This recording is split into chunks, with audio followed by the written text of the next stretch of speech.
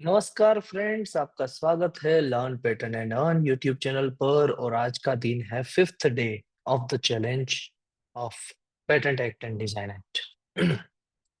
तो आज 5th day पे हम बात करेंगे डिजाइन एक्ट के बारे में। पेटेंट एक्ट का वीडियो ऑलरेडी पब्लिश हो चुका है।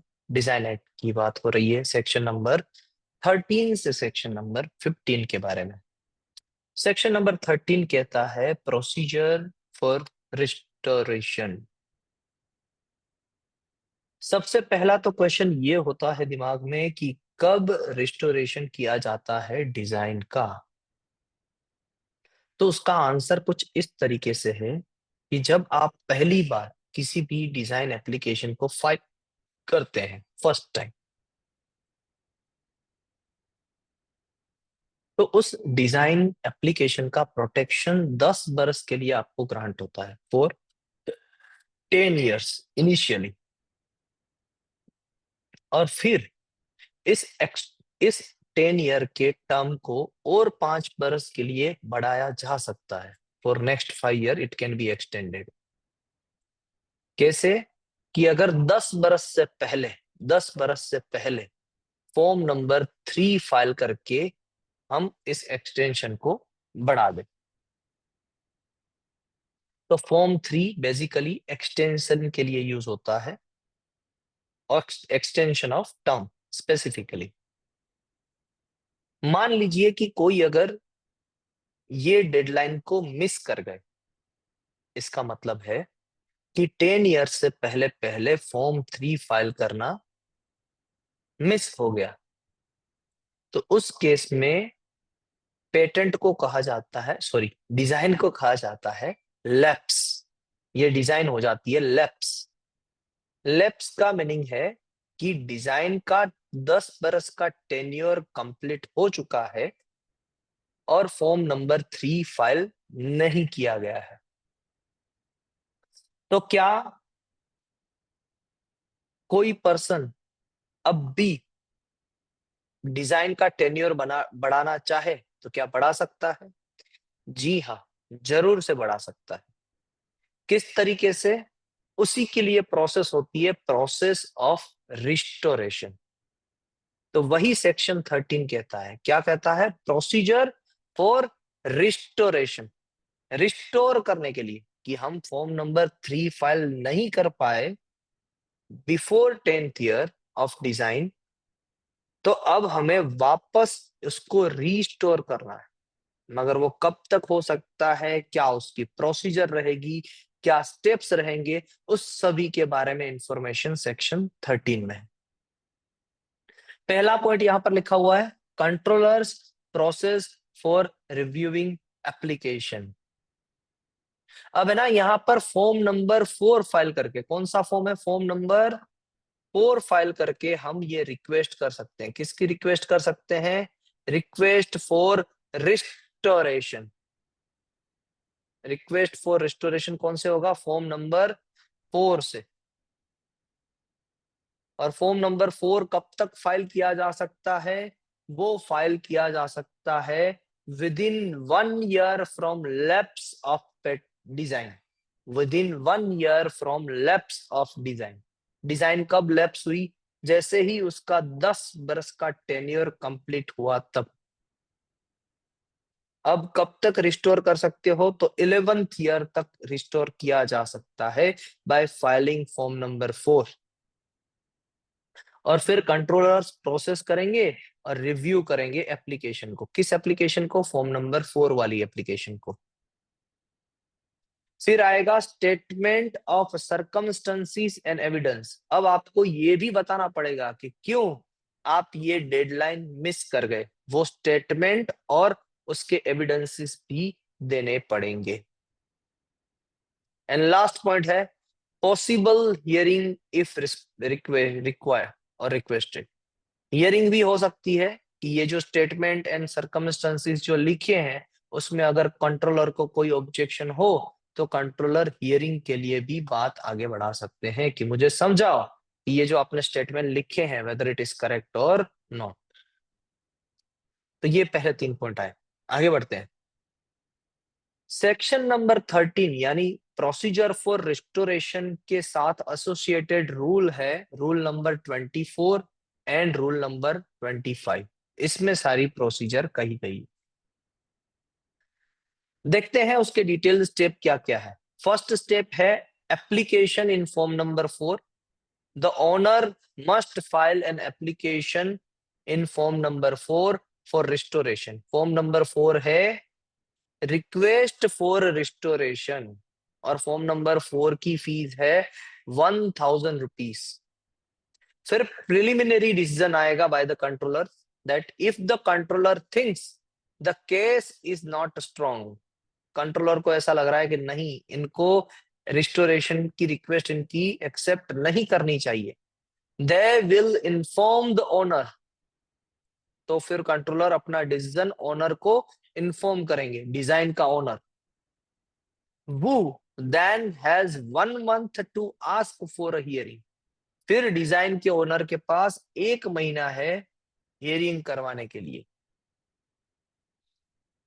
फिर हियरिंग एंड डिसीजन आएगा। If the owner ask for a hearing the controller will review the case. अगर ओनर ने हियरिंग के लिए रिक्वेस्ट की तो वापस कंट्रोलर एक बार फिर से केस को रिव्यू करेंगे। If the controller agrees, controller अगर एग्री होते हैं that the missed payment was unintentional, ये जो पेमेंट नहीं किया गया वो अनइंटेंशनल था एंड अनड्यू डिले था। अनड्यू डिले का मतलब है कि 1 वर्ष के अंदर अंदर आपने फॉर्म नंबर फॉर्म 4 फाइल कर दिया। एंड अनइंटेंशनल का मतलब था कि आपके पास रिस्टोरेशन के पैसे थे ही नहीं, इसी वजह से आपने, या फिर पैसों की तब कोई प्रॉब्लम थी, इसी वजह से आप नहीं कर पाए रिस्टोर, या एक्सटेंशन की फीस नहीं दे पाए। अगर ऐसा लगा उनको कि ये दोनों रीजन सेटिस्फाइड हो रहे हैं, अनइंटेंशनल एंड अनड्यू डिले, तो कंट्रोलर आपके फेवर में डिसीजन दे सकते हैं हियरिंग का भी। फिर आती है बात फीस पेमेंट की। वंस रिस्टोरेशन इज अलाउड, एक बार रिस्टोरेशन को अलाउड कर दिया गया, the owner must pay the unpaid fee and additional charges within 1 month. तो तब ओनर को, अगर आपके फेवर में डिसीजन आ गया फॉर्म नंबर 4 फाइल करने के बाद, तो अनपेड फीस यानी फॉर्म नंबर 3 के 2000 रुपीज एक्सटेंशन के लिए जो फॉर्म यूज होता है वो, प्लस एडिशनल फीस जो भी कंट्रोलर बोले वो 1 मंथ के अंदर अंदर आपको पे करनी रहेगी। एंड लास्ट में public announcement, the controller will publish the decision in the official gazette, और फिर आपका पब्लिकेशन होगा। तो ये 5 स्टेप्स से as per rule number 24 and 25 आपकी पूरी प्रोसेस होगी रिस्टोरेशन की। अब रूल नंबर 24 एंड 25 दोनों मिला के तो सर आपने सेक्शन समझा दिया, बट रूल नंबर 24 में क्या आता है एंड रूल नंबर 25 में क्या आता है उसे थोड़ा सा एक्सप्लेन कर दीजिए तो मजा ही आ जाए। तो चलिए मजे लेते हैं। Rule number 24, steps for applying for restoration. Rule number 24 में इतनी ही बातें कही गई है, या इतने तक की बातें कही गई है कि फाइल करो फॉर्म नंबर 4 को रिस्टोरेशन करने के लिए। फिर कंट्रोलर का इनिशियल डिसीजन आएगा, अगर डिसीजन नेगेटिव आता है तो 1 मंथ में आपको हियरिंग करने का मौका मिलेगा। एंड लास्ट में अगर कंट्रोलर सेटिस्फाइड है आपकी दोनों कंडीशन से, अनइंटेंशनल एंड अनड्यू डिले से, अगर वैसा नहीं है आपके केस में तो कंट्रोलर एक्सेप्ट कर लेंगे एंड कंडीशंस फॉर रिस्टोरेशन के लिए आगे बढ़ाएंगे। ये कंडीशंस है ना, अनड्यू डिले एंड अनइंटेंशनल, तो फिर कंट्रोलर आपको एक्सेप्ट भी कर सकते हैं। तो फॉर्म नंबर 4 फाइल करना, कंट्रोलर मना करे तो हियरिंग करवाना, और हियरिंग में undue delay and unintentional prove करना, ये सारी बातें रूल नंबर 24 में आती है डिजाइन एक्ट के।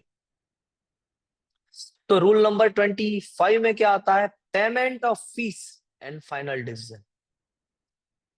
तो रूल नंबर 25 कहता है कि अगर कंट्रोलर एग्री हो जाते हैं तो एग्री होने के बाद आपको फॉर्म नंबर 3 यानी एक्सटेंशन का फॉर्म, उसे कहते हैं unpaid fees plus additional fees, अगर कोई भी जुर्माना आप पे, पेनल्टी आप पे कंट्रोलर लगाते हैं तो वो जुर्माने के साथ एक्सटेंशन की फीस फाइल करके आप अपनी डिजाइन को रिस्टोर करवा सकते हो। और फिर कंट्रोलर के फाइनल डिसीजन के साथ आपकी ये फीस जब पे हो जाती है, तो वो सारी चीजें यानी रिस्टोरेशन आपकी डिजाइन की हो रही है, और आपने कब कब फीस पे की, कब कंट्रोलर का डिसीजन आया, वो सारी चीजें ऑफिशियल गैजेट में पब्लिश हो जाएगी। इतना ही समझिए कि ऑफिशियल गैजेट में आपका डिजाइन का रिस्टोरेशन पब्लिश्ड होगा। ये बात लिखी है 25 में। मोटा मोटा कहें तो हियरिंग तक की बात है, फॉर्म नंबर 4 फाइल करके हियरिंग तक की बात है 24 में, और हियरिंग से एडवर्टाइजमेंट तक की बात है फॉर्म से rule number 25। Section number okay, case study. ये केस स्टडी है आपके लिए। इस केस स्टडी को आपको मुझे लिख के भेजना है आंसर के तौर पे। ये रिलेट कर रहा है section number 13, rule number 24 and rule number 25 को। किस तरीके से आप इस केस स्टडी को लिखेंगे? केस स्टडी ये 10 मार्क्स के लिए है। 10 मार्क्स के लिए आपको केस स्टडी का आंसर लिखना है विद इन 3 पेजेस। 3 पेजेस यानी ये पहला पेज, उसको उल्टाओ तो दूसरा पेज, और फिर तीसरा पेज यानी बाजू वाला पेज। यानी अगर डबल साइडेड पेज है तो एक पेज कंप्लीट एंड दूसरा पेज हाफ। 2.5 पेज हमने लिखने हैं। एक पेज कंप्लीट आगे पीछे और दूसरा हाफ। ऐसा क्यों? क्योंकि आपके पास जो आंसर शीट दी जाती है वो कितने पेजेस की होती है? 30 पेजेस की। 30 पेजेस। और आपको कितना मार्क्स होता है पेपर का? 100 मार्क्स। तो हमने क्या कर लिया कि 10 मार्क्स के लिए कितने पेज लिखने पड़ेंगे? 3 पेज, ताकि हम जो हमें आंसर शीट मिल रही है उसका भरपूर यूज कर सके। दूसरी बात, टाइम कितना लगना चाहिए आपको? टाइम कितना लगना चाहिए इस केस स्टडी को लिखने के लिए? तो आपका 180 मार्क्स का पेपर होता है। 180 मार्क्स, सॉरी सॉरी, क्या बोल बोल रहा हूँ। 100 मार्क्स का पेपर होता है और 180 मिनट्स होते हैं। कितने मार्क्स का पेपर होता है आपका? 100 मार्क्स का पेपर 180 मिनट्स में कवर करना होता है। तो 180 मिनट्स में आपको 100 मार्क कवर करने हैं। तो अब 10 मार्क्स के क्वेश्चन के लिए आपके पास कितनी मिनट्स है? 18 मिनट्स। 18 मिनट्स है, और आपको 10 मार्क्स का क्वेश्चन अटेम्प्ट करना है, उसमें क्वेश्चन पढ़ना भी है। अगर मैं कहूं कि 18 मिनट्स है आपके पास 10 मार्क के क्वेश्चन के लिए, तो 3 मिनट आपको पढ़ने के लिए लगेंगे। यानी 15 मिनट्स है आपके पास इस क्वेश्चन का आंसर लिखने के लिए। 15 मिनट में आपको आंसर लिखना है। तो टाइम वॉच लेके लिखिएगा, केस स्टडी देख लीजिएगा। 15 मिनट में आपको लिखना है ये आंसर। आप कितने मिनट में लिख पा रहे हैं? एंड 2.5 पेज की आपको लेंथ देनी है, ये क्वांटिटी देनी। अब आपके दिमाग में क्वेश्चन होगा, सर ये आंसर तो बता दो। अरे आंसर तो बता देंगे, आंसर आपको समझ में भी आ जाएगा। उसको लिखना कैसे, उसके बारे में सोचना स्टार्ट करो, क्योंकि वही आप नहीं सोचते हो और उसी की वजह से ज्यादा फेलियर्स आते हैं एग्जामिनेशन। अब लिखेंगे कैसे इसको? तो पहले लिखो गिवन डेटा, गिवन डेटा, फिर लिखो रिक्वायर्ड डेटा। अब गिवन डेटा को आप क्या लिख सकते हो? गिवन डेटा को आप फैक्ट्स लिख सकते हो, फैक्ट्स। तो पहले लिखो फैक्ट्स यानी गिवन डेटा, फिर लिखो रिक्वायर्ड डेटा यानी इश्यू, फिर लिखो related section, rule, form and timeline. फिर एक फ्लो चार्ट बनाओ आंसर देने का, फ्लो चार्ट। एंड फिर एक्सप्लेनेशन बताओ। ऐसा कहोगे सर ऐसा क्यों करना है? क्योंकि हमें 2.5 पेजेस तो लिखने हैं, उसको अच्छी हैंडराइटिंग में लिखने हैं और 15 मिनट में लिखना है।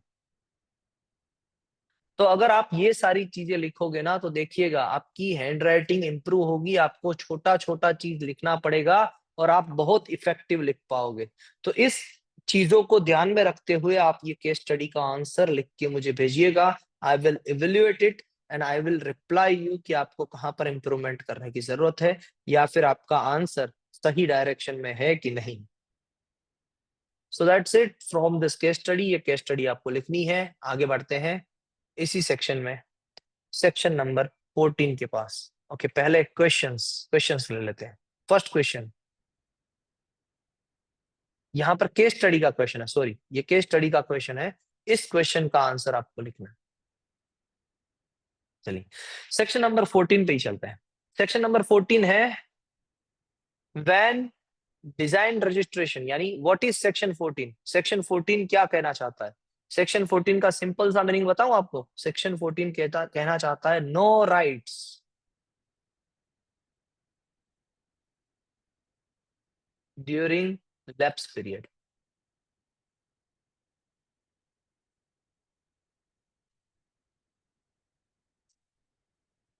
यानी जिस दिन डिजाइन लैप्स हुई, 10th बरस जैसे ही कंप्लीट हुआ, और जिस दिन डिजाइन के रिस्टोरेशन का एडवर्टाइजमेंट हुआ, डिजाइन लैप्स हुई थी 10th ईयर एंड होने पे, और डिजाइन का लैप्स का सॉरी रिस्टोरेशन का एडवर्टाइजमेंट हुआ 6 महीने के बाद, तो उस पीरियड में, उस 6 महीने के बीच में, अगर कोई भी आपकी डिजाइन का बिना आपको कंसेंट किए यूज कर रहा है, सेल कर रहा है, बना रहा है, तो वो पर्सन आपको इन्फ्रिंज नहीं कर रहा है। वो पर्सन ये चीज कर सकता है और आप उसे रोक नहीं सकते हो। मान लीजिएगा, ये पीरियड समझ लीजिएगा कि लैप्स पीरियड है, यानी जब डिजाइन लैप्स हुई और जब रिस्टोर हुई उसके बीच का पीरियड। ये same to same section available है पेटेंट एक्ट में। पेटेंट एक्ट में उस सेक्शन का नंबर है 62, यहां पर है 14। बस वही बात है, पढ़ भी लेते हैं इसको एक बार। When design's registration lapse and is later restored, the original owner gets their right back. Condition 1, protection of third party using the design during lapse period.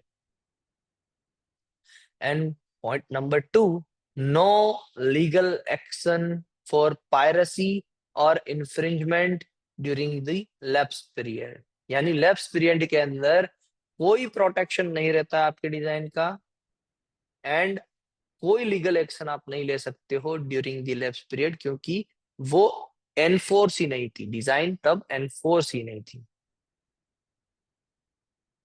तो यहां पर लिखा हुआ है प्रोटेक्शन ऑफ थर्ड पार्टी, यानी कोई भी पर्सन अगर आपकी डिजाइन का यूज कर रहा है तो वो प्रोटेक्शन के अंदर है। आप उसे डिस्टर्ब नहीं कर सकते हो, आपकी कंसेंट के बिना वो यूज कर सकता है, आपकी कंसेंट के बिना वो डिजाइन को बना सकता है, बेच सकता है विदाउट योर कंसेंट, और आप उस पर कोई लीगल एक्शंस भी नहीं ले सकते हो, क्योंकि गलती आपकी थी। रिस्टोरेशन आपने करवाया है, लैप्स आपने किया था, 10 बरस से पहले फॉर्म नंबर 3 आपने फाइल नहीं किया था। चलिए आगे बढ़ते हैं सेक्शन नंबर 15 में। एग्जाम्पल है यहाँ पर एक, a chair design registration lapse, another company starts using it, दूसरी कंपनी ने यूज करने लगे उस चेयर को। You restore the design later according to section 14, you can not sue them for using the design during the lapse. During the lapse, ऐसा मत समझ लीजिएगा कि रिस्टोरेशन के बाद भी ये यूज कर सकते हैं, नहीं। रिस्टोरेशन के बाद तो ये एडवर्टाइज हो गया कि रिस्टोर हो चुका है, यानी एनफोर्स हो गया तो फिर वो यूज नहीं कर सकते हैं थर्ड पर्सन बिना आपके कंसेंट के। जब तक रिस्टोर का एडवर्टाइजमेंट नहीं होता है तब तक के लिए वो यूज कर सकते हैं। और रिस्टोर के एडवर्टाइजमेंट में पर मैं बहुत ज्यादा एम्फसाइज कर रहा हूं, क्यों? तभी जाके थर्ड पर्सन को पता चलेगा कि आपकी डिजाइन रिस्टोर हो चुकी है। अदरवाइज अगर आपको सिर्फ कंट्रोलर का डिसीजन मिल जाए हियरिंग में कि हाँ आपकी डिजाइन रिस्टोर होने वाली है, वो नहीं चलेगा। Section 15 Indian design act 2000, requirement before delivery on cells and marking of registered design। इसमें ना एक्सप्लेनेशन ऑफ सेक्शन 15 पहले देख लेते हैं, फिर आपको इसका क्रक्स भी समझा दूंगा easily. Before selling any product, पहला पॉइंट कहता है before selling any product,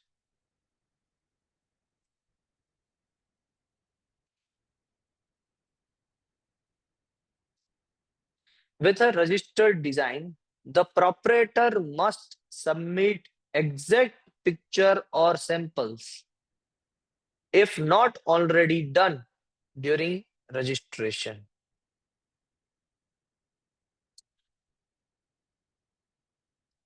selling करने से पहले प्रोप्रिएटर को सारे सैंपल्स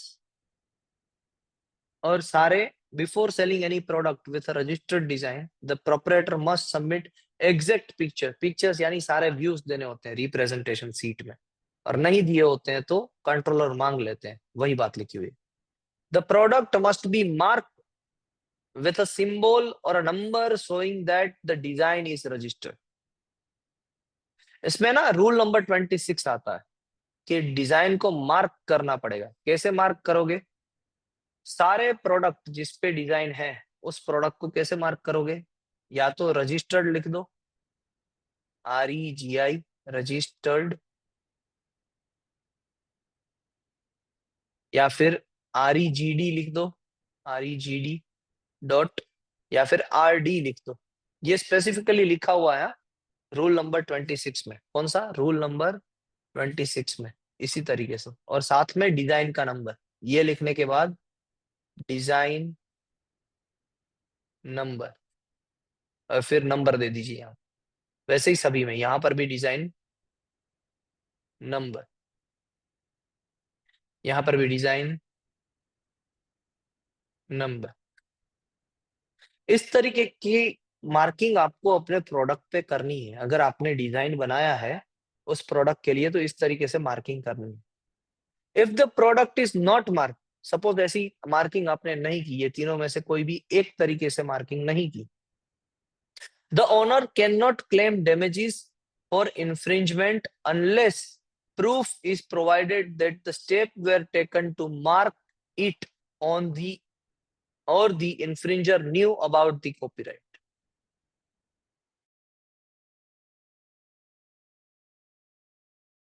आपने ऐसा किया, उसको बनाया, उसको सेल किया, तो आप मुझसे डैमेजेस क्लेम नहीं कर सकते हो अनटिल कि आपने मुझे बताया हो कि ये आपका डिजाइन है, या फिर आपने मुझसे बात करके ये प्रूफ दिया हो कि ये आपका डिजाइन है।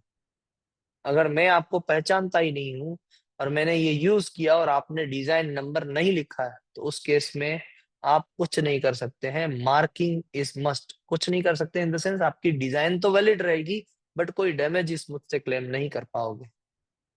Example, a company designs a unique coffee mug, they must provide the exact design to the controller and ensure each mug is marked with a symbol of registration. Failing to do so might cause loss of protection. Simple सी बात है। assertion and reason, ये questions answer है assertion and reasons के। assertion है A, the proprietor of a registered design must ensure that each article sold is marked with a prescribed mark or words indicating that the design is registered. सही है ये assertion। Failure to do so may prevent the proprietor from claiming the damages in case of infringement. सही है assertion। Reason देख लेते हैं। Reason, if a proprietor does not mark the article with the prescribed indication, the infringement will not be considered illegal unless the infringer was aware of the existence of the copyright or received a notice of it.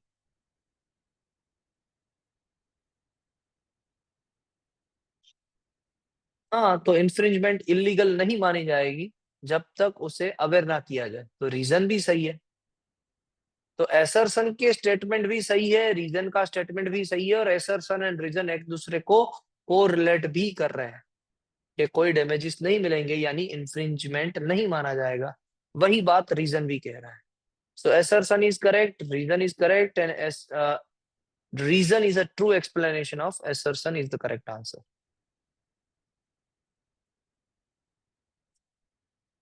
अब यहां पर है ना rule number 26 में एक exception भी है, दो एक्सेप्शन भी है कि जहां पर हमें मार्किंग नहीं करनी होती या नहीं हो सकती है उस केस में। कौन से केसेस हैं? पहला केस है textile except handkerchief, except handkerchief. Handkerchief को छोड़ के टेक्सटाइल के जो भी प्रोडक्ट्स हैं वहां पर ऐसी मार्किंग पॉसिबल नहीं है, यानी जो कपड़े होते हैं ना उस पे अगर आप डिजाइन नंबर लिखोगे भी तो वो कपड़े धुल जाए, तो इसलिए वहां पर पॉसिबल नहीं है। तो उस केस में क्या होगा कि जो कोई भी पर्सन आपके डिजाइन का यूज कर रहा है उसे आपको नोटिस ही भेजनी पड़ेगी। सेकंड, दूसरा है कि चारकोल डस्ट से जो प्रोडक्ट बनते हैं, charcoal dust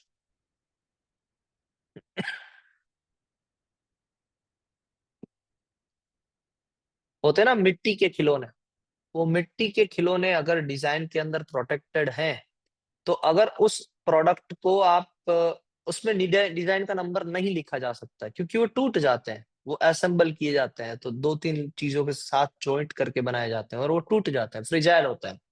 so that's why उस खिलौनों पे भी एक्सेप्शन है एज पर रूल नंबर 26 कि उस पे भी डिजाइन का नंबर लिखना नहीं होता है। बाकी की सारी आइटम्स पे लिखना होता है और नहीं लिखोगे तो डैमेजेस नहीं मिलेंगे, इन दोनों को छोड़ के जो एक्सेप्शन है। आशा करता हूं आपको ये वीडियो अच्छा लगा होगा। आपकी कमेंट्स का मैं वेट करता हूं, अगर कोई भी डाउट्स है तो कमेंट्स लिखना मत भूलिएगा। Have a nice day and जय हिंद।